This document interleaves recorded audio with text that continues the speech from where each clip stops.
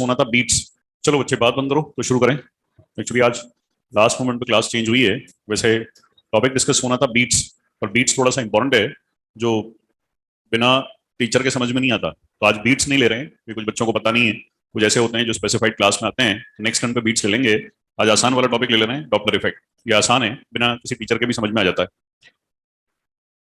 इस Doppler effect में दो व्यक्ति हैं, दोनों इस कमरे में मौजूद हैं। एक साउंड सोर्स यानी मैं, जिससे आवाज एमिट हो रही है, और दूसरा ऑब्जर्वर यानी आप, जो इस आवाज को सुन रहा है। डॉपलर का कहना था कि जब सोर्स और ऑब्जर्वर के बीच में रिलेटिव मोशन होगा, रिलेटिव मोशन का मतलब या तो मैं चलूं या आप चलो, हम दोनों में से कोई एक दूसरे की ओर चले, तो सुनने वाले व्यक्ति को फ्रीक्वेंसी में चेंज सुनाई देगा। बोलने वाला कोई चेंज नहीं करेगा, बस सुनने वाले को कोई चेंज सुनाई देगा, और उस चेंज को नाम दिया गया डॉपलर इफेक्ट। सिंपल एग्जाम्पल, आप रेलवे स्टेशन पे खड़े होकर ट्रेन का इंतजार करते हो। जैसे जैसे ट्रेन पास आती है वैसे वैसे फ्रीक्वेंसी ज्यादा सुनाई देती है।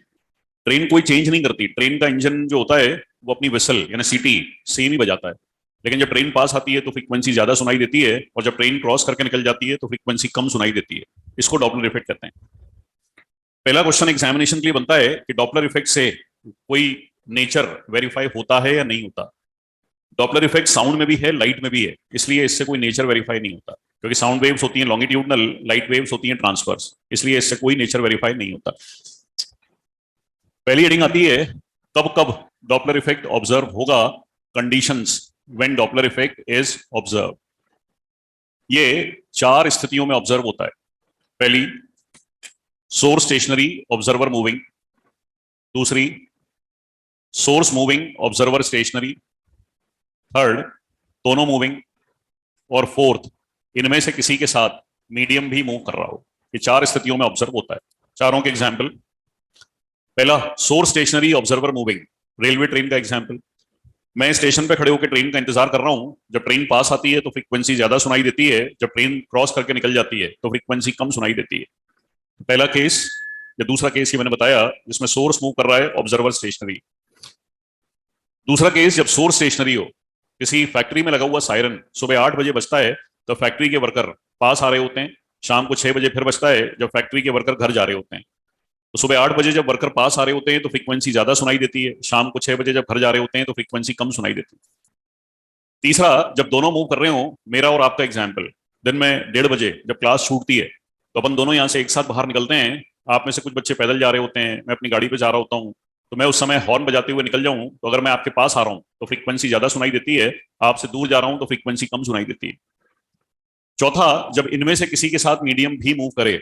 आपका एग्जाम्पल, आप में से जो बच्चे साइकिल से आते हैं वो जिस डायरेक्शन में साइकिल चला रहे हैं उस डायरेक्शन में अगर हवा चले तो साइकिल की वेलोसिटी बढ़ जाती है, लेकिन अगर अपोजिट डायरेक्शन में हवा चले तो साइकिल की वेलोसिटी कम हो जाती है। तो सेम साउंड के साथ भी है कि जिस डायरेक्शन में साउंड चल रहा है उस डायरेक्शन में हवा चले तो साउंड की वेलोसिटी बढ़ जाएगी, अपोजिट मूव करने से साउंड की वेलोसिटी कम हो जाएगी। तो ये चार कंडीशंस में ऑब्जर्व होता है। इसके बाद बात करें कि ऑब्जर्व कब नहीं होता, conditions when Doppler effect is not observe. तो ये चार कंडीशंस में ऑब्जर्व नहीं होता। पहली, जब दोनों स्टेशनरी हो, सोर्स भी स्टेशनरी हो, ऑब्जर्वर भी स्टेशनरी हो। सेकंड, जब दोनों सेम वेलोसिटी से सेम डायरेक्शन में चलें। थर्ड, जब दोनों एक दूसरे के परपेंडिकुलर चलें। फोर्थ, जब अकेला मीडियम चले। ये चार कंडीशंस में ऑब्जर्व नहीं होता। पहली बात तो ऑब्जर्व नहीं होने का मतलब क्या है, फ्रीक्वेंसी में चेंज सुनाई नहीं देता। आवाज तो सुनाई देती है, ना बढ़ी हुई ना कम, चेंज सुनाई नहीं देता। तो पहली कंडीशन है जब दोनों स्टेशनरी हैं। इस कमरे में हो रहा है, आप अपनी जगह पर बैठे हो, मेरी आवाज आपको स्पीकर से सुनाई दे रही है, स्पीकर अपनी जगह पर स्टेशनरी है।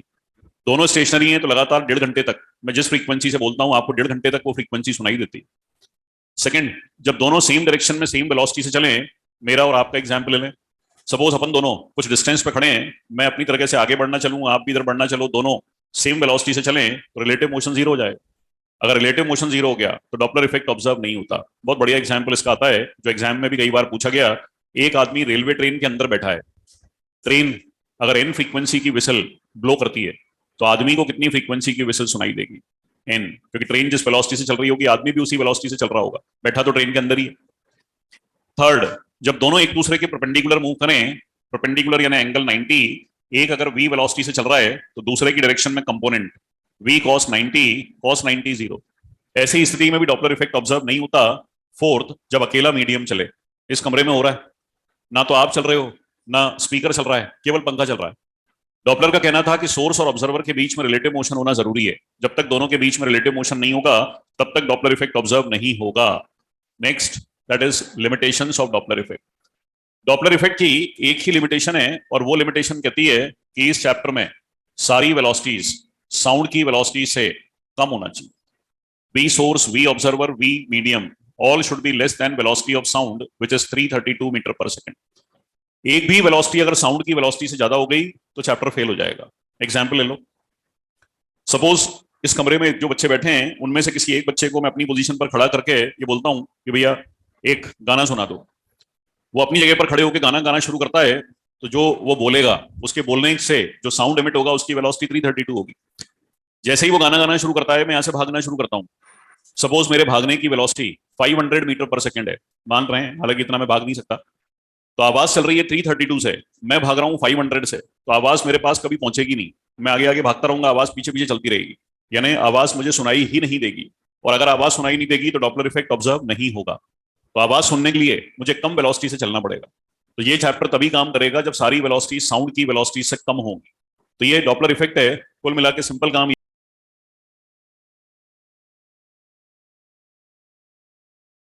डॉपलर इफेक्ट की एक ही लिमिटेशन है और वो लिमिटेशन कहती है कि इस चैप्टर में सारी वेलोसिटीज साउंड की वेलोसिटी से कम होना चाहिए। V source, v observer, v medium all should be less than velocity of sound which is 332 metre per second. एक भी वेलोसिटी अगर साउंड की वेलोसिटी से ज्यादा हो गई तो चैप्टर फेल हो जाएगा। एग्जाम्पल ले लो। सपोज इस कमरे में जो बच्चे बैठे हैं उनमें से किसी एक बच्चे को मैं अपनी पोजीशन पर खड़ा करके ये बोलता हूं कि भैया एक गाना सुना दो। वो अपनी जगह पर खड़े होकर गाना गाना शुरू करता है तो जो वो बोलेगा उसके बोलने से जो साउंड एमिट होगा उसकी वेलोसिटी 332 होगी। जैसे ही वो गाना गाना शुरू करता है मैं यहां से भागना शुरू करता हूं। सपोज मेरे भागने की वेलोसिटी 500 मीटर पर सेकेंड है, मान रहे हैं, हालांकि इतना मैं भाग नहीं सकता। तो आवाज चल रही है 332 से, मैं भाग रहा हूँ 500 से, तो आवाज मेरे पास कभी पहुंचेगी नहीं। मैं आगे आगे भागता रहूंगा, आवाज पीछे पीछे चलती रहेगी, यानी आवाज मुझे सुनाई ही नहीं देगी। और अगर आवाज सुनाई नहीं देगी तो डॉपलर इफेक्ट ऑब्जर्व नहीं होगा। तो आवाज सुनने के लिए मुझे कम वेलोसिटी से चलना पड़ेगा। तो ये चैप्टर तभी काम करेगा जब सारी वेलोसिटी साउंड की वेलोसिटी से कम होंगी। तो ये डॉपलर इफेक्ट है। कुल मिला के सिंपल काम ये है कि सोर्स और ऑब्जर्वर के बीच में रिलेटिव मोशन होना है, या तो सोर्स चले या ऑब्जर्वर चले या दोनों चले। चलो हेडिंग डालो, डॉपलर इफेक्ट, डेफिनेशंस लिखो।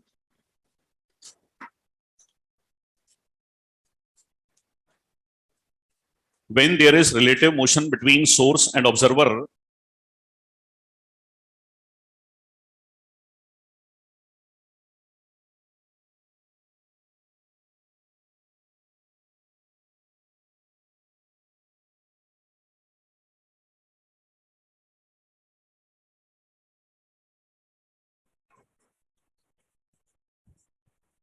when there is relative motion between source and observer, then the apparent frequency, then the apparent frequency heard by the observer, then the apparent frequency heard by the observer is different from the emitted frequency. Then the apparent frequency heard by the observer is different from the emitted frequency, which is called Doppler effect. Which is called Doppler effect. It is applicable. It is applicable for both transverse and longitudinal wave. It is applicable for both transverse and longitudinal wave. Hence, it does not prove any property of wave. Hence, it does not prove any property of wave.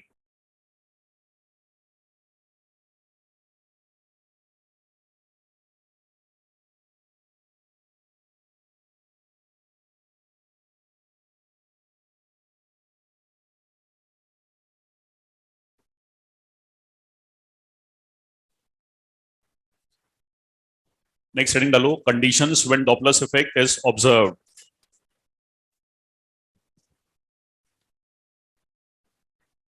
conditions when Doppler effect is observed.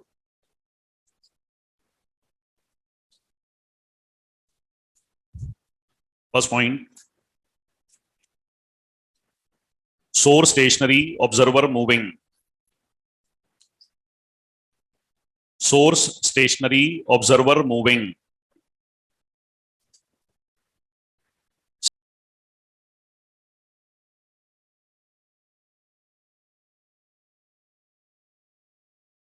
Second, source moving, observer stationary.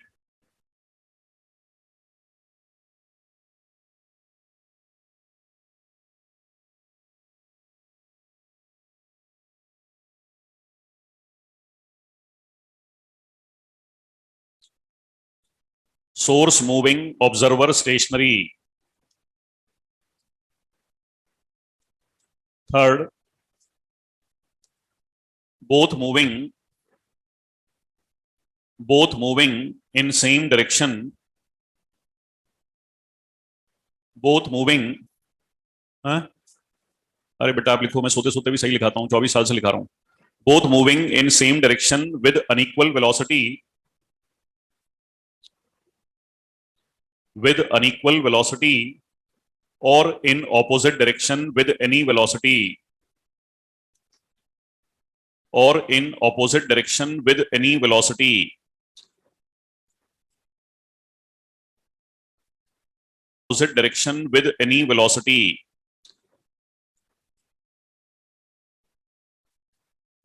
Fourth, when medium is moving with any of them.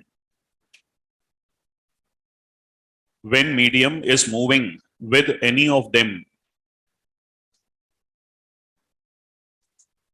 Again, conditions when Doppler's effect is not observed.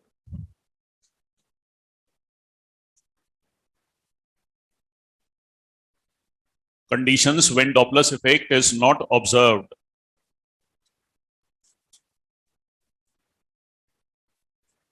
First point, both at rest. Both at rest. Second, both moving in same direction with same velocity.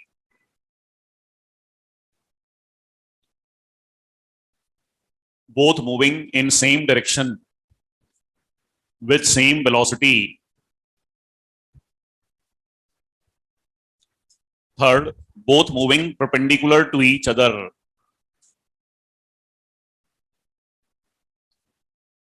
Both moving perpendicular to each other. Bracket में लिखो transverse Doppler effect. Perpendicular के लिए दूसरा word है transverse. Transverse Doppler effect.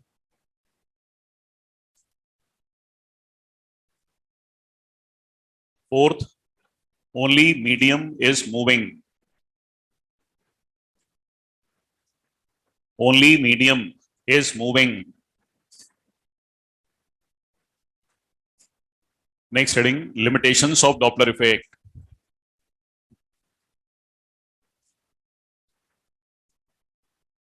Limitations of Doppler effect.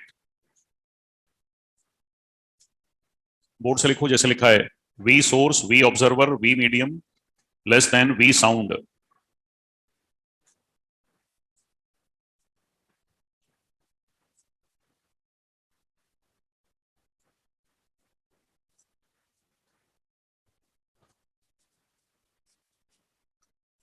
एक table मैं board पे बना रहा हूं, मेरे साथ साथ अब ये टेबल बनाओ, फिर मैं एक्सप्लेन करता हूं कैसे इसको याद करना है और कैसे इससे क्वेश्चन करना है.